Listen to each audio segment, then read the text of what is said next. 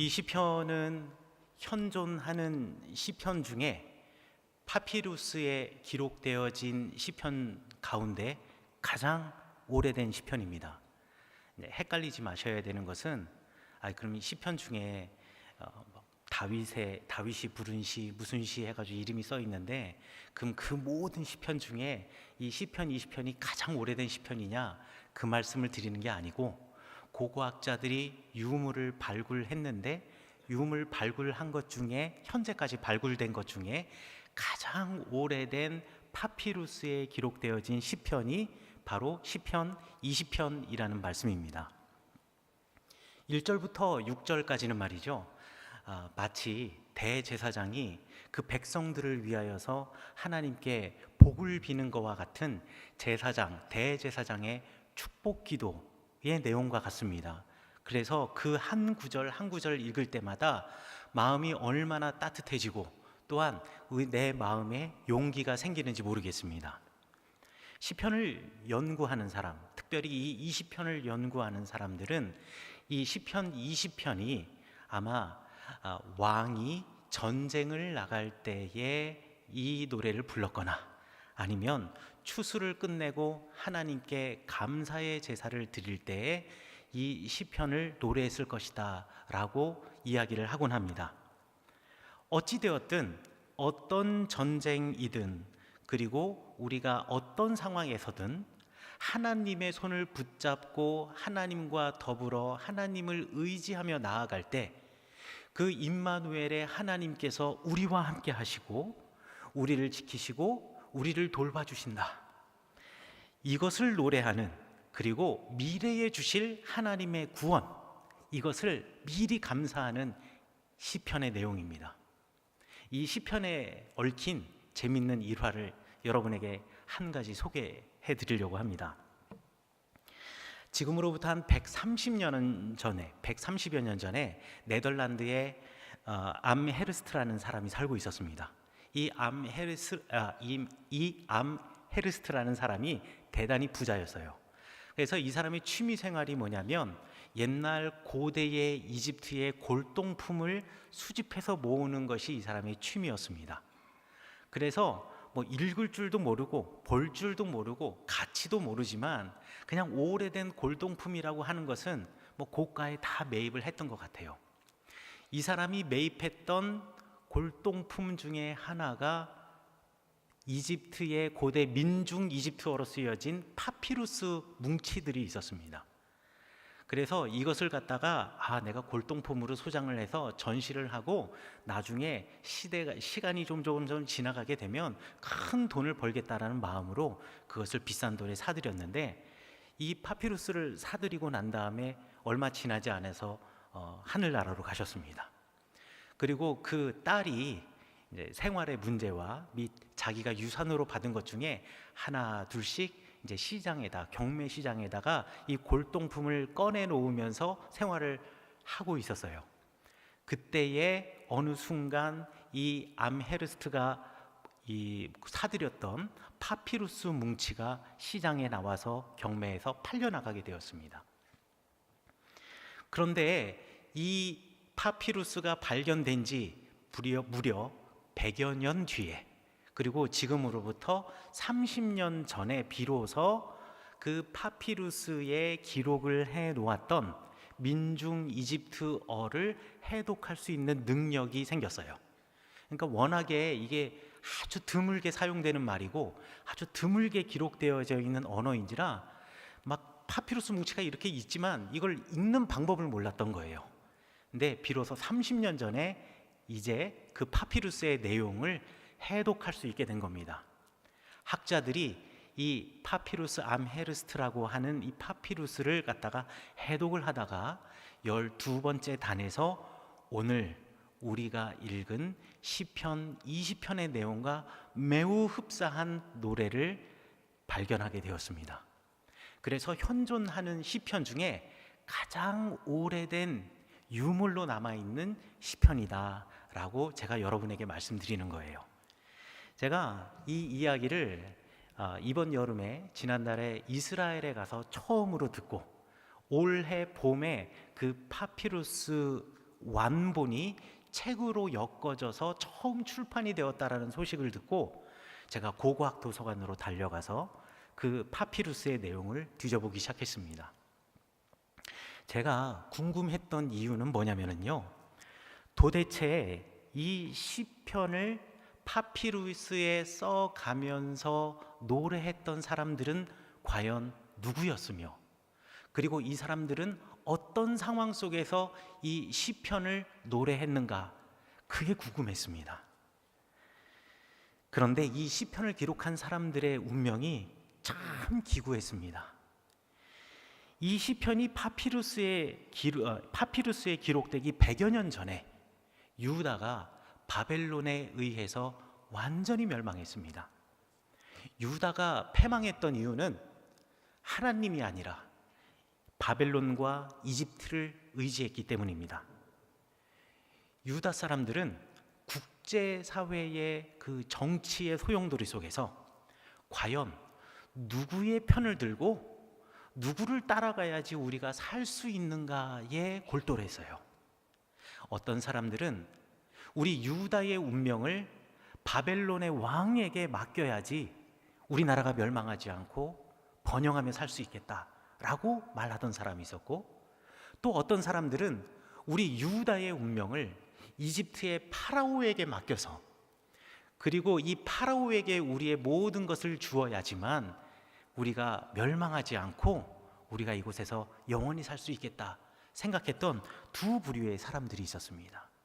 그래서 서로 내가 이 정도면 국제 정세를 이 정도까지 알고 있고, 그 사람들의 군사력과 그 사람들의 경제력과 그 사람들의 고대 중동에서의 정치적인 영향력을 이 정도까지 파악을 했는데 내 정보가 맞아, 아니 내 정보가 맞아 하면서 항상 둘이 서로 다투던 때가 유다가 멸망하기 바로 직전이었습니다. 그때 유다 사람들은 자기 말이 맞다라는 것을 증명하기 위해서요, 선지자들을 매수해가지고 거짓 예언을 하게 하거나, 내지는 사람들을 선동해서 상대편을 모함하기도 하거나, 예레미야처럼 아닙니다, 우리 유다의 미래는 바벨론에 있는 것이 아니라 이집트에 있는 것이 아니라 우리 하나님에게 있습니다, 여호와 하나님께 있습니다 라고 말하는 예언자들은 이상주의자라든가 아니면 몽상가로 치부해버리면서 무시하거나 아니면 사회적으로 매장을 시키는 일에 열심을 다했던 때가 바로 유다의 마지막 때였습니다. 결국 바벨론에 의해서 유다가 멸망했습니다. 더러는 포로로 끌려갔고, 더러는 자유를 찾아서 이주하기도 했습니다. 이때에 이집트로 이주했던 사람들 가운데 나일강 상류에 엘레판틴이라는 섬으로 이주해서 살던 유다 사람들이 있었습니다. 이 사람들이 바로 이 파피루스를 기록한 사람들입니다.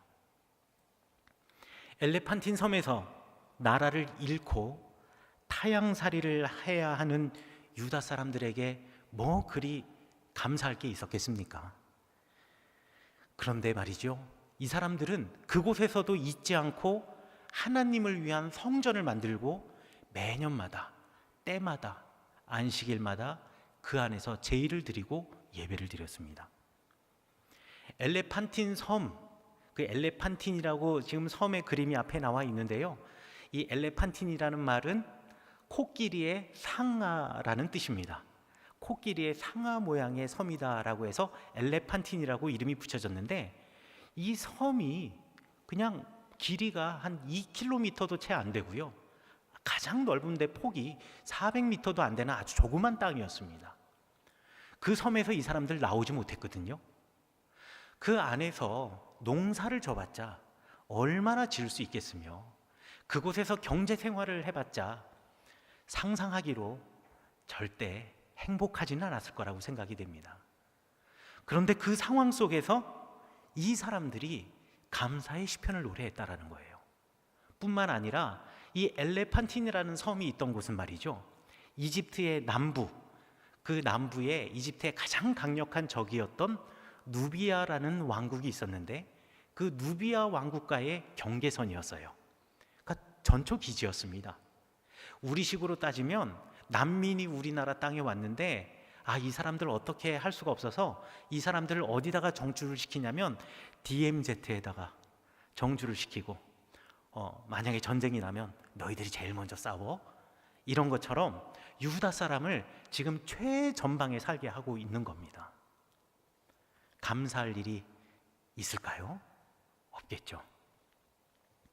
그런데 이러한 고난의 상황 속에서도 시편, 그것도 감사의 시편을 노래했고, 고난 속에서도 나와 동행하시는 하나님께서 내게 복 주신다라는 고백을 했으니 정말 이 사람들이 얼마나 대단한 사람이었던가 우리는 알 수가 있습니다. 그런데 불과 100년 전으로만 돌아가면 이 사람들의 평가는 제가 처음 말씀드린 것처럼 정반대의 평가를 할 수밖에 없습니다. 고난을 맞이하게 되면 전부 다 사람들은 살궁리를 찾습니다. 이 사람 저 사람 찾아다니던가 그 고난을 피할 수 있는 다른 방도를 찾아다니기 마련입니다. 유다 사람들도 그랬고 지금 엘레판틴에 거주하고 있는 그 사람들도 불과 몇십 년 전까지, 그리고 그 선조들은 바로 그러한 바벨론과 이집트에 우리 몸을 맡겨야 한다, 우리 유다의 미래를 맡겨야 된다 주장하던 사람들이 자기 아버지들이었어요. 하지만 그렇게 자신의 살궁리를 따라 살아갔던 유다 사람들의 미래가 어떻게 됐습니까? 그저 지난한 피난 생활일 뿐이었습니다. 그렇게 나라를 잃고 낯선 땅에 정착하던 때, 바로 이 고난의 때에 유다 사람들은 비로소 하나님을 기억하게 되었습니다. 하나님을 찾게 되었습니다. 그리고 그 옛날 다윗이 노래하였던 그 노래를 다시 그 섬에서 부르고 있는 겁니다. 어떤 사람은 병거, 어떤 사람은 말을 의지하지만 우리는 오직 하나님만 의지하겠습니다. 우리의 조상들은 말을 의지했고 우리의 조상들은 병거에 의지하였지만 나는 하나님만 의지하겠습니다. 하나님의 이름만 부르겠습니다. 이것은 고난이 바꾸어 놓은 유다 사람들의 모습입니다. 이집트의 팍팍한 삶과 나라 잃은 민족의 비극 속에서 유다 사람들은 비로소 자기들의 참 모습, 하나님의 참 모습을 보게 된 겁니다. 자신들이 걸어왔던 과거, 지금 살고 있는 현재, 이것을 바라보건대 내가 의지해야 할 분이 한 분 계시다면, 의지해야 할 곳이 한 곳 있다면 그것은 바로 하나님이라는 고백. 이 고백은 유다 사람들이 고난 속에서 찾아낸 해답이었습니다. 성도의 삶에서 고난은 정말 피해가고 싶습니다. 피해가고 싶죠? 저도요. 하지만 말이죠, 때로는 그 고난이 유익을 줍니다. 저는 공황장애가 있습니다. 물론 지금은 예전과는 비교할 바 없이 아주 좋아져서 여러분이 보시기에 전혀 그럴 것 같아 보이지 않지만, 그래도 어르신들 아침마다 고혈압 약 드시듯이 아직까지도 저는 매일 아침마다 하나씩 공황장애 약을 먹고 있습니다. 단독 목회 시절에 교회 건축을 하면서 처음 이 병이 생겼는데요, 예배 중에 숨을 쉴 수가 없는 거예요. 앉아있는 성도들이 제가 마셔야 되는 산소를 다 마시고 계시는 거예요. 너무 답답하고 심장이 뛰고요.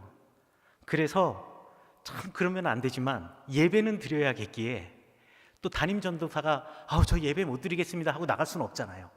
그래서 공동의 기도의 제목을 드리고 수차례 예배당 바깥에 나가서 숨을 쉬고 다시 마음을 가라앉히고 들어와서 예배를 드린 적이 꽤 많았습니다. 이 병에 걸리고 나서 가장 심했던 때는 제가 2012년에 이스라엘에 갔었을 때, 거기 갔었을 때는요 3개월 동안 집 바깥에 한 발자국도 나가기가 힘들었습니다. 세상의 모든 사람들이 제가 마셔야 될 공기를 다 마시고 있고요, 저 장렬한 태양은 산소를 다 태우고 있습니다. 숨을 못 쉬겠어요. 그러니 늘 죽음의 공포 때문에 제가 어찌할 바를 모르겠는 겁니다. 어둠이 무서워서요, 밤에는 늘 불을 환하게 켜놓고 잠을 잤습니다. 그리고 아무리 추운 겨울에도요, 꼭 창문을 열어놓고 자야 돼요. 왜냐하면 산소가 들어와야 되기 때문에. 왜요? 제 아내가 지금 제가 마셔야 될 산소를 다 마시고 있거든요. 다리도 건너지 못했습니다. 다리가 무너질 것 같아요. 배도 타지 못했습니다. 이거 뒤집힐 거거든요. 사람들이 많은 곳이요, 대중교통수단을 전혀 탈 수가 없었습니다. 어쩌다가 안식일 날 교회 갈 때 교인 중에 누군가가 차를 픽업하러 오면은요, 늘 창문을 열어놓고 다녔어요. 여러분, 교회든 어떻게든 가야 되기 때문에 교회에 가지만은요, 예배 중간에 나가기, 들어오기, 반복하기를 일쑤였습니다. 그리고 사람들과 대화하다가 갑자기 이상한 생각이 드는 거예요. 그러면 저는 빨리 집에 가야 됩니다. 벌떡 일어나서. 그래서 아마 그때 당시 저를 만났던 사람들 중에는 제가 참 예의 없고 버릇없는 사람이라고 생각하는 사람이 있을지도 모르겠어요. 분명히 대화하다가 갑자기 아유, 빨리 집에 일이 있다고 가봐야 된다고 하고 벌떡 일어나서 가니까요. 여러분, 하루에도 몇 번씩 죽을 것 같은 생각, 숨을 못 쉬겠고, 아니 호흡은 제대로인데 심장은 막 뛰고 있고, 이러한 공포가 반복이 되잖아요. 너무너무 힘듭니다. 하루에도 몇 번씩 반복되는 이 죽음의 공포 때문에요, 우울증상도 생겼어요. 그래서 이 극심한 공포와 고통이 계속 찾아올 때에요, 몹쓸 생각도 하게 됩니다. 제가 살고 있던 기숙사가 14층인데요, 막 창문을 열고 뛰어내리고 싶은 거예요. 미치겠는 겁니다. 그 즈음에 제가 기도할 때, 자기 전에 기도할 때 제 기도의 제목은 이거였습니다. 주님, 내일 눈 뜨지 않게 해주세요. 미치겠습니다. 만약 눈 뜨게 하신다면 고쳐주옵소서. 갑작스럽게 찾아오는 이 공포의 때가 되면 제 상태를 제일 잘 아는 아내가 아이들을 데리고 방으로 다 들어갑니다. 그리고 제 상태를 확인하기 위해서 나오면은요, 제가 아내를 끌어안고서는 정말 겁에 질린 어린아이처럼 울었습니다. 너무너무 무서웠습니다. 사실 이거는 아직 제 딸들도 모릅니다. 혹시나 이 설교 듣고 알게 될까봐 아예 제 아내한테 딸들 데리고 교회에 오지 말라고 했습니다. 혹시 제 아내가 안 보이면 왜 결석했나 생각하지 마시기 바라겠습니다. 나중에 아이들이 커서 이해할 수 있는 나이, 그리고 주님의 일하심을 우리 서로 이야기할 수 있는 나이가 되면 제가 우리 아이들에게 꼭 이야기를 고백하고 싶어요. 하여간에 지금의 제 마음이 그렇습니다. 그런데 제가 공포에 질려서 숨을 쉴 수 없을 때만, 그때 제 아내가 저를 꼭 끌어안고는 이렇게 말을 해주었습니다. 여보, 당신 안 죽어. 우리 이 기회에 정직하게 주님 앞에 다시 한번 서보자. 주님 앞에서 내가 정말 믿음이 있는지, 주님 앞에서 정말 내가 구원의 확신이 있는지, 내가 정말 복음 앞에 제대로 서 있는지, 우리 부부가, 우리 가정이 제대로 서 있는지 우리 다시 한번 되돌아보자. 이때가 주님을 찾을 때라고 주님이 이렇게 우리에게 고난을 주시는 거야. 나와 주님과의 문제, 그리고 내가 짓는 죄의 문제, 우리 이 문제 꼭 해결하고 넘어가야 될 것 같아. 주님을 붙들면 당신 살 수 있어. 우리 기도하자. 그런데요, 그 말을 듣는데 정말 그동안 제 어렸을 때부터요, 제가 지었던 그 죄들이 그냥 필름에 그냥 지나가듯이 머릿속에 막 지나가는 겁니다. 그 필름 속에 여러분 여기 앉아 계신 분들도 있을 수 있어요. 그리고서는 제가 이런 생각을 했습니다. 아, 그래. 죽을 땐 죽더라도 적어도 내가 내 죄의 문제는 해결하고 죽자. 그래, 이 밤에 하나님이 나를 데려가실 수 있겠지. 내가 그렇게 기도했으니. 그런데 하나님 앞에 섰을 때 내 죄의 문제는 해결하고 가서 하나님 나라에 들어가야 되지 않겠냐. 그래야 나중에 우리 가족도 만날 수 있지 않겠냐. 그때부터요, 제가 진심으로 한 단어 한 단어 곱씹어 가면서 기도하기 시작했습니다. 그리고는 이전에는 단 한 번도 아내와 그런 진지한 대화, 신앙에 관한 대화 해본 적이 없었는데요, 아내와 서로 죄의 문제, 나에게, 우리에게, 우리 가정에게 복음이란 무엇인가, 예수님이란 어떤 분인가, 하나님이란 어떤 분인가, 성령님은 어떤 분인가에 대해서 이야기하고 기도하기 시작했습니다. 이유는 단 하나였습니다. 살고 싶어서요. 그런데요, 그때부터 제 삶이 변하기 시작했습니다. 이제는, 예전에는요, 하나님의 말씀은 성경 속의 글자였고 머릿속에 지식이었어요. 그런데 하나님의 말씀과 예수님의 복음, 나의 구원과 죄의 문제에 대해서 기도하기 시작하니까요, 하나님의 말씀이 내 머릿속에 지식, 성경책 속의 글자가 아니라 영이 되어서 제 가슴 속에 들어오더란 말입니다. 그리고 말로 표현할 수 없는 그 감동, 말로 표현할 수 없는 그 평안함, 이것이 제 마음속에 들어오기 시작했습니다. 물론 그래도 죽음의 공포는 계속 옵니다. 하지만 변한 것이 있다면, 아무리 공포스러운 상황이 나에게 밀려올지라도 내가 주님께 제 존재를 드리고 눈물을 흘려 기도하는 순간, 정말 거짓말처럼 제 눈에서 눈물방울이 한 방울 딱 떨어지는 순간부터 그 공포가 사라지기 시작하는 겁니다. 주님이 죽음의 공포보다 더 크신 분으로, 주님이 고난보다 더 크신 분으로 제 삶 속에 실제적으로 다가오신 겁니다. 그래서 그때부터 저는 주님만을 바라보고 주님을 더 부르는 삶을 시작하게 되었습니다. 지금 어떠냐고요? 보십시오. 중간에 안 나가지 않습니까? 여기 서 있지 않습니까? 모든 공황장애를 겪으시는 분들이 다 저와 똑같다고는 말할 수 없겠습니다. 그러나 저의 경우는 아주 분명합니다. 이 고난은 결과적으로 저를 살게 하는 복이었고 은혜였습니다. 죽음을 맞이하는 사람들의 마음을 저 이제 이해할 수 있습니다. 얼마나 무섭겠어요. 주님을 알고 있는 저도 이렇게 무서운데, 주님 알지 못하고 죽어가는 영혼들은 내가 죽고 난 뒤에 어떻게 될지 모르는 그 상황이 얼마나 두렵겠습니까? 저는 그분들의 두려움을 이해할 수 있어요. 그래서 그들의 영혼에 대한 안타까움 때문에 예수님에 대해서 물어보면 저는 자신 있게 말할 준비가 되어 있습니다. 저는요, 사람들이 왜 극단적인 선택을 하는지도 이제 이해할 수 있게 되었습니다.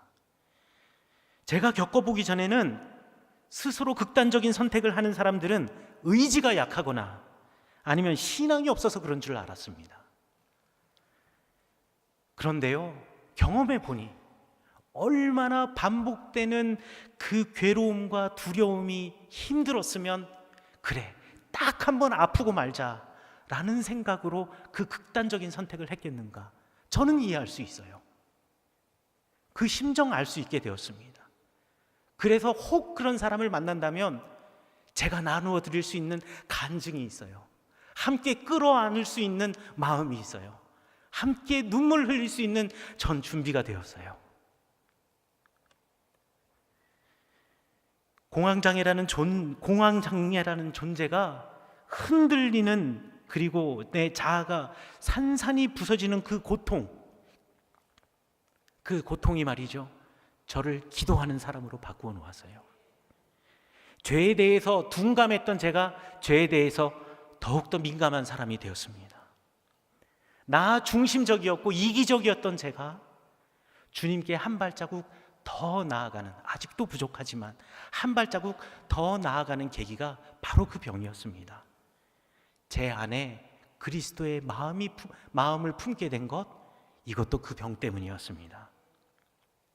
고난과 고통, 우리는 피하고 싶지만, 저도 피하고 싶었지만, 이 고난과 고통이 제가 주님을 인식하면서 살 수 있게 된 통로가 되었다라는 것입니다.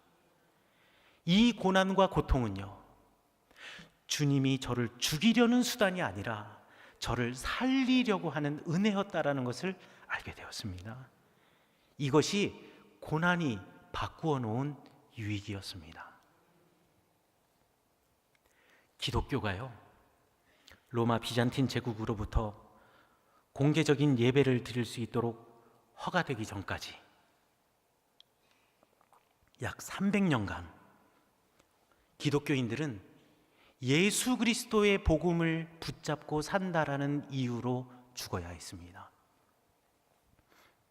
그 고난의 상황에서 자신의 신앙을 지키려는 노력은 그야말로 너무나 치열했습니다. 신앙은 죽음을 무릅쓰고라도 지켜내야 할 하나님과 나 사이의 끈이었습니다. 그런데 갑자기 모든 것이 바뀌었습니다. 313년에 비잔틴의 콘스탄틴이라는 황제가 이제 기독교인들은 공개적인 장소에서 마음껏 예배를 드려도 아무런 제지를 당하지 않고 핍박을 당하지 않아도 됩니다라는 명령을 내린 겁니다. 그래서 콘스탄틴 황제 이후로는 더 이상 숨어서 예배를 드릴 필요가 없게 되었고, 예배의 자유가 주어진 지 약 70년 뒤에 이 기독교가 로마 비잔틴 제국의 국교가 되어서 이제는 모든 비잔틴 로마 제국의 사람들이 기독교인인 시대가 돌아가게 되었습니다. 감사한 것 같아 보이지만 이후로는요, 제국의 사람들은 자기의 신앙의 고백도 없이 나면서부터 기독교인이 되어서 기독교인처럼 살지도 않으면서 기독교인이라는 이름으로 죽음을 맞이하게 되었습니다. 비잔틴 사회의 고위직으로 올라가기 위해서는요, 기독교인이 아니면 안 돼요. 그래서 기독교인을 선택한 사람들도 많았습니다. 그러다 보니 기독교인이라고 말하지만 예수 그리스도를 모르는 사람들이 늘어나갔습니다. 더 이상 신앙생활에서 치열함을 찾아볼 수 없게 되었습니다. 민감하고 예민한 성령님의 그 손길, 그것에 나의 모든 육감을 쏟아놓는 사람은 없고 그저 습관적으로 살아가고 있는 것입니다. 스스로 기독교인이라고 말하지만 전혀 기독교인 같지 않는 삶을 살면서도 교회에서 매주마다 드리는 예배, 종교적인 형식과 의무를 지키기만 하면 로마 비잔틴 제국 안에서 번영을 누리고 만사 형통할 것이라고 착각하기에 이르렀습니다. 분명히 예수 그리스도를 노래하는 노래가 그 예배가 비잔틴 곳곳에서 교회에서 울려 퍼지고 있지만 정작 그 예배에 예수님은 계시지 않은 거예요. 그 즈음 초대교회가 가졌던 신앙의 치열함을 찾고자 하는 소수의 사람들이 부족할 것 없는 그 삶의 터전을 떠나 광야로 나갔습니다. 그들이 고통을 감내하고 오히려 불편하고 아무것도 없는 고난의 광야를 제 발로 걸어 들어간 것입니다. 왜냐하면 그곳은 주님의 공급이 아니고서는 어느 누구도 살 수 없는 곳이고, 그렇기 때문에 그 누구보다도 우리 주님이 잘 보이는 곳이기 때문이었습니다. 풍요로운 사회, 걱정 없는 종교 생활 속에서 신앙의 참 모습을 지켜나가기 어렵다면 육체적인 불편함과 고난을 선택할 수 있다는 하나님을 향한 그 갈급함이 광야를 제 발로 찾아 걸어 나가게 했던 것입니다. 그리고 그 신앙의 길을 따라가고자 하는 사람들이 하나 둘 광야로 모여들어서 곳곳에 수도원들이 생겨나게 되었습니다. 이들에게 고난은 시험이 아니었습니다. 고난은 하나님을 만나는 통로였습니다. 자기의 신앙을 점검하는 방법이기도 했습니다. 광야로 나간 사람들은 고난을 또 다른 복 아니면 유익한 것이라고 생각했던 것입니다. 오늘날 풍요로운 문화와 물질 가운데 살아가는 많은 사람들, 심지어는 교인들조차도 풍요는 복이고 고난은 재앙이라는 생각을 가지고 있습니다.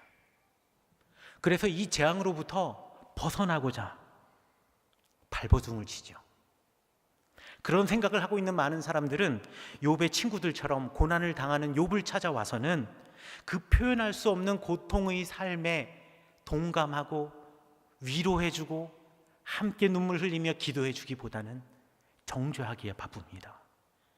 그리고 그 사람이 겪고 있는, 그리고 그 겪었던 고난을 나는 경험하지 말아야지 라고 생각하고 노심초사합니다. 그러나 아무리 우리가 발버둥을 쳐도요, 고난으로부터 자유로울 수 있는 사람은 세상에 아무도 없습니다. 하지만 여러분들 꼭 두 가지를 기억해 주셨으면 좋겠습니다. 고난 가운데 하나님이 계신다라는 것입니다. 의지할 것이 없는 광야, 내 힘으로는 아무것도 할 수 없는 광야에서도 하나님은 우리와 동행하십니다. 여러분 경험하셨지 않습니까? 광야 예배당에서 경험하셨지 않습니까? 고난에는요, 하나님의 섭리가 있다는 것 또한 여러분들 잊지 마셔야 됩니다. 하나님은 저와 여러분을 죽이려고 고난을 주시는 것이 아닙니다. 하나님은 그 고난을 통해서 우리를 살리려고 하시는 것입니다. 오히려 고난 속에서 우리도 생각하지 못한 유익을 주시는 것입니다.